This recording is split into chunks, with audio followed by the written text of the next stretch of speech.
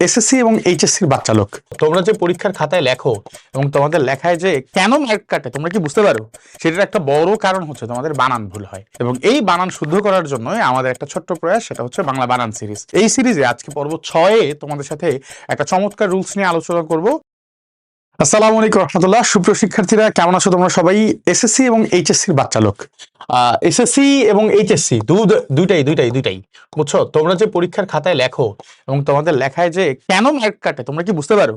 সেটার একটা বড় কারণ হচ্ছে তোমাদের বানান ভুল হয়, এবং এই বানান শুদ্ধ করার জন্য আমাদের একটা ছোট্ট প্রয়াস, সেটা হচ্ছে বাংলা বানান সিরিজ।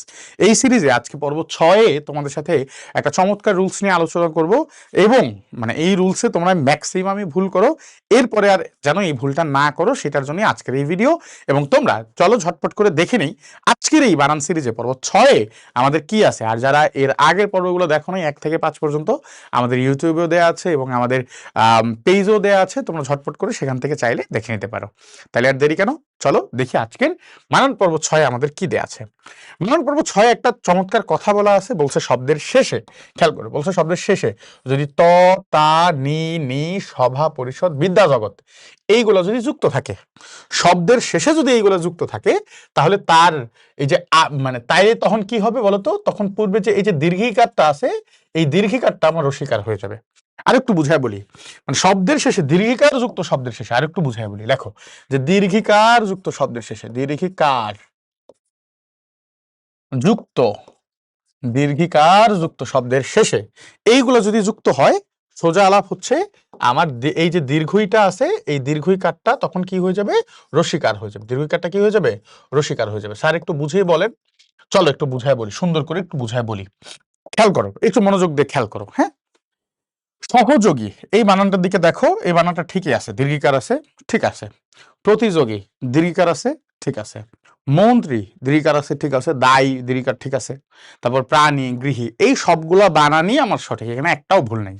কিন্তু কোশ্চেন হচ্ছে এই বানানগুলোর পরে যদি আমার এই যে ত, তা, নি, নি, সভা, পরিষদ, বিদ্যা, জগৎ এগুলো যদি যুক্ত হয়, তাহলে হচ্ছে এই দীর্ঘিকারটা তখন কি হয়ে যাবে বলো বাবা? রসিকার হয়ে যাবে। বুঝছি? তাহলে চলো দেখি। সেটা হচ্ছে, ধরো আমার এইখানে লেখা আছে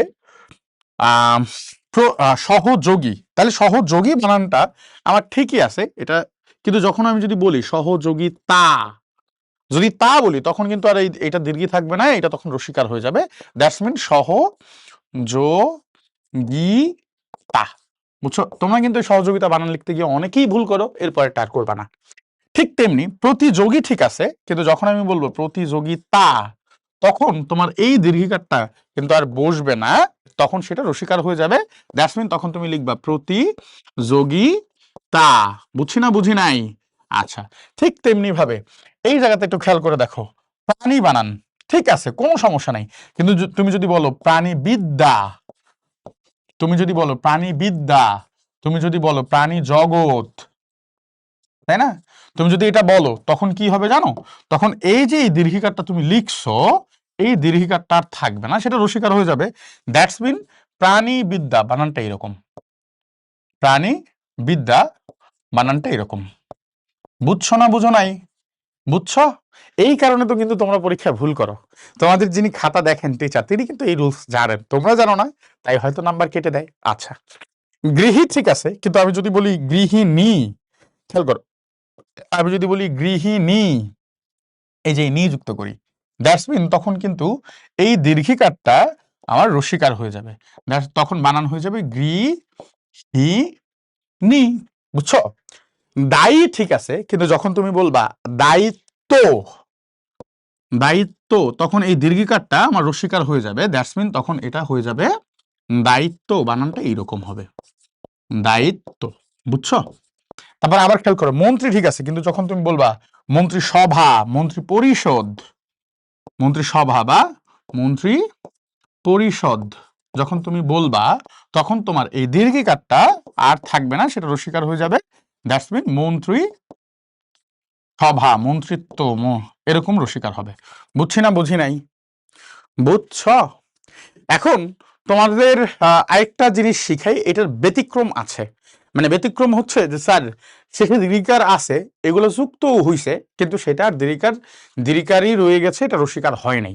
এমন কি আছে, যেমন দেখো, এমন হচ্ছে মানে কিছু শব্দই আছে যেগুলো হচ্ছে ঘাউরা, কথা শোনে না, তেরা, বুঝছো, আমার ইমার্জি, আমি ওরকমই থাকবো, চেঞ্জ হব না। যেমন এমন শব্দ হচ্ছে নারী, এটাকে আমরা এগুলাই হচ্ছে ব্যতিক্রম, বুঝছো, ব্যতিক্রম। হ্যাঁ, এমন শব্দ হচ্ছে নারী, চেঞ্জ হবে না, বুঝছো, যা আছে তাই থাকবে। যেমন সতী, খুব ইম্পর্টেন্ট, পরীক্ষায় আসে। কুমারী, পরীক্ষায় আসে, প্রচুর পরীক্ষায় আসে, বুঝছো। হ্যাঁ হ্যাঁ, তার মানে নারী জাতীয় যা আছে আর কি, মানে আপাতত এই দৃষ্টিতে দেখা যায় বা বোঝা যায় যে তুমি তখন এই ত যুক্ত হইলেও, যেমন নারীত্ব, বুঝছো, এটা কিন্তু চেঞ্জ হয় না, দীর্ঘিকারই আছে। সতীত্ব, এটাই প্রচুর আসে পরীক্ষায়, সতীত্ব বানান প্রচুর পরীক্ষায় আসে, এটা কিন্তু চেঞ্জ হয় নাই, যা আছে তাই বসছে, এটা কিন্তু চেঞ্জ হয় নাই, তাই না। কুমারী, কুমারিত্ব, তাই না, কুমারিত্ব, যা আছে তাই বসবে, দীর্ঘিকারটা চেঞ্জ হবে না, তাই বসবে। এগুলো হচ্ছে ব্যতিক্রম, এই 2-3টা রুলস হচ্ছে ব্যতিক্রম। তো তোমরা এটা একটু দেখে নিও।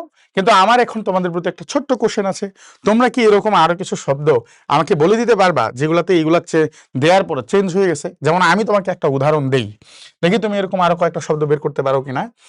যে উপযোগী, উপযোগী, অধিকারী, অধিকারী, আমি 2-1টা দিলাম, বেশি দিব না, ঠিক আছে। এই যেগুলোতে দীর্ঘিকার আছে, এইরকম তুমি কি আরো কতগুলো শব্দ লিখে দিতে পারো? যদি পারো তাহলে হচ্ছে এই ভিডিওর কমেন্ট সেকশনে, এটা ইউটিউবে হোক ফেসবুকে হোক, তোমরা কমেন্ট সেকশনে আমাকে জানাও, দেখি আসলে কয়েকজনেরটা হয়, ঠিক আছে। তো আমাদের এই সিরিজে এটা এই পর্যন্তই, পরের সিরিজের জন্য অপেক্ষা করো, দেখা হচ্ছে শীঘ্রই। আসসালামু আলাইকুম।